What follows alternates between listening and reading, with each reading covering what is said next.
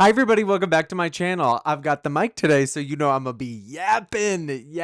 There's not a lot of demos in this video. I just want to give you my perspective of somebody who took a very long time to figure out whether a MacBook Pro is really what I needed. And spoiler, it's not. So if you've seen any of my videos, I just review a lot of things that I'm interested in right now. And I want to do more videos where I just kind of give you my 2 cents. So believe it or not, I don't have a script for this video, and I have had a script for other videos because I've done so much research on whether a MacBook Air or something similar is enough of a computer for me in 2024. I am a product UX designer, and I make these videos for you guys, and I use my computer for everything. And I really have very specific requirements out of my computer that I thought required a much beefier machine than what it actually requires. So if you're like me, which at least on Reddit and YouTube, there's a ton of you trying to figure out if a MacBook Air is enough. And I'm here to tell you that it absolutely 100,000% is. The reason why is the price difference between the MacBook Air and the MacBook Pro is ginormous. When you spec out a MacBook Pro to be a really actual pro machine, it gets into the territory of this, you better be using this for your livelihood and you better have no option to spend that money, because chances are you're not, and chances are you do have options. So before I bought my MacBook Air 15-inch M3 on sale for $1,700. I bought it with a terabyte of storage, and I bought it with 24 gigs of RAM, which I know for some of you is going to be crazy. For me, I'm over the moon and so happy with it, and I know it's going to last me a long time. What I came from was a 1 terabyte M1 MacBook Pro. So that was the very first MacBook Pro that came with an Apple chip, not an Intel chip.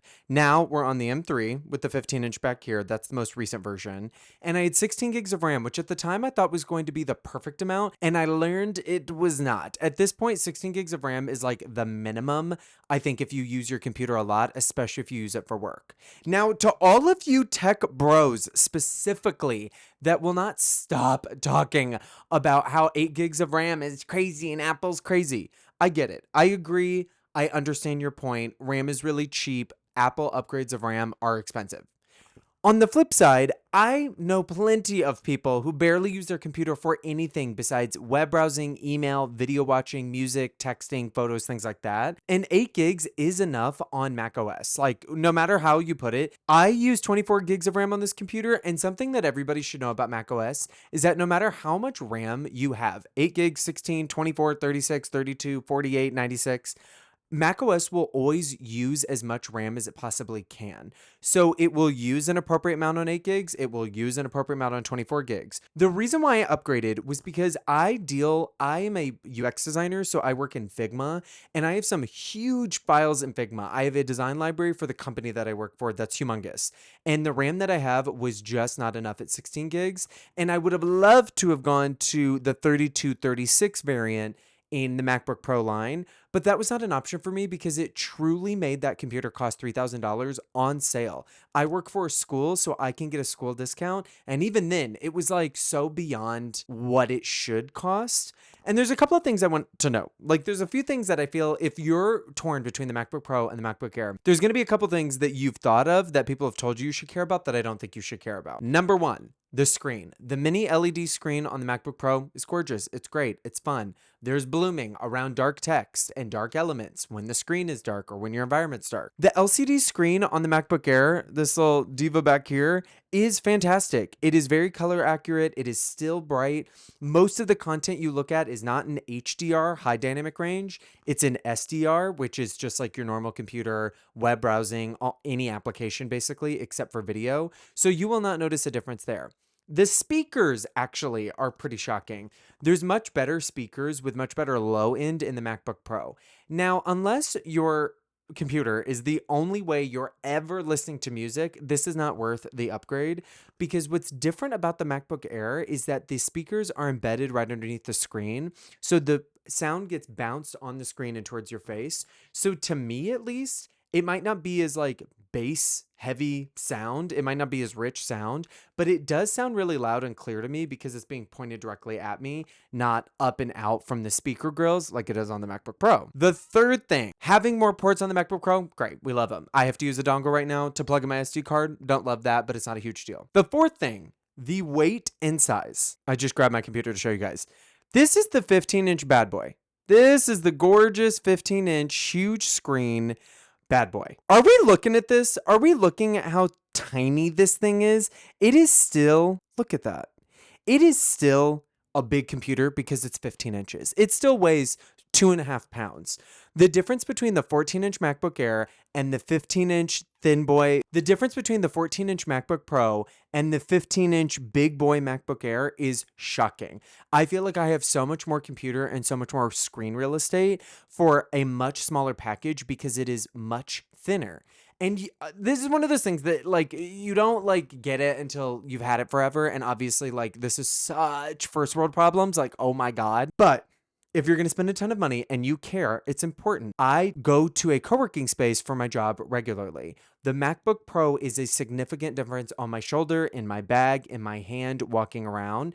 And especially when I feel like I don't need the power. At the end of the day, if you're stuck, if you can't figure it out, at this point, all Apple computers run on Apple Silicon, Apple processors, which are just really powerful and power efficient no matter which version you get. You could get the OG M1 chip and you are still going to have a great time because you're probably using an older processor.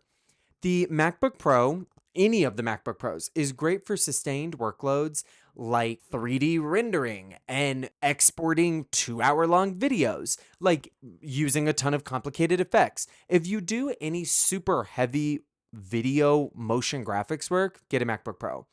If you do literally anything else, I would honestly say get the MacBook Air. You can get them for such a great deal. They are so thin and light, and the screen is great. And I have not noticed any difference in my workflow, except for the fact that I can actually do more with my MacBook Air than I could with 16 gigs of RAM on the Pro. A great example is I make these videos every week, and I export an Apple ProRes, which is just a really high-end, efficient, juicy video codec. It's like a video file. And these videos are usually around 30 to 40 to 50 gigs that I have to export. And because Apple Silicon is just really efficient, the MacBook Air exported it in the same exact amount of time as the MacBook Pro that has fans and a bigger processor. That might be because of RAM. That might be because this is the M3 and that was the M1. But at the end of the day, I do YouTube for fun. And there is really no difference in my day-to-day life. I don't notice a difference in editing. And in some ways, I feel like having more RAM in the MacBook Air made everything easier because then my computer can remember more in the moment. Also, if you're getting anything else besides the base spec of any of these computers, you really have to consider the fact that upgrading with an Apple laptop is just really expensive, which sucks. So it's like, is it really worth, is the mini LED and the nice speakers really worth it? Oh, didn't even mention ProMotion, which makes the screen refresh faster so everything looks smoother. It goes from 60 hertz like normal to 120 hertz, so it's really smooth. Let me just make this really clear. It does not matter. It doesn't matter. You don't notice it. You will not notice it. On a phone between like an iPhone 15 and a 15 Pro, you will notice it. Your fingers interacting with it. It's a smaller screen. Things move faster. There's a lot of scrolling. On the computer, I have literally never noticed not having a ProMotion screen on the MacBook Air, and that was one of my bigger concerns. So I would say it's all of these like small little upgrades that like, if you really are a true pro, it's worth it. But at this point, the MacBook Airs have gotten so good that even a prosumer, like a medium pro, would probably love it more because it's more portable and it's more affordable. So then you can spend your money on other activities, classes, gear, dinners out, drinks at a bar, than, having like a little bit of a nicer screen, a little bit more ports, and a little bit more speaker. You know what I mean? It just doesn't make sense. So, I mean, to recap, I'm obsessed with my MacBook Air. I don't think most people need to upgrade it the way that I did, but right now, especially with Prime Day and sales that go around back to school, there's just a lot of really good deals, and I really don't think you would be upset having a MacBook Air at the end of the day, especially if you go for that 13-inch. That thing is tiny and sexy, and you could like just throw it. It's like a piece of paper. It feels so high-end and luxurious.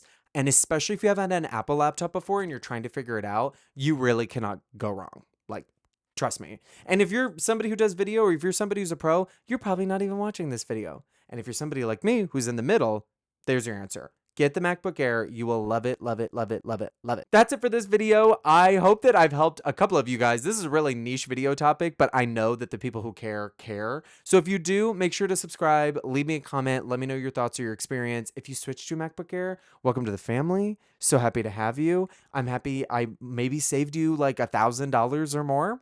We'll see. But with that, I'll see you guys in my next video.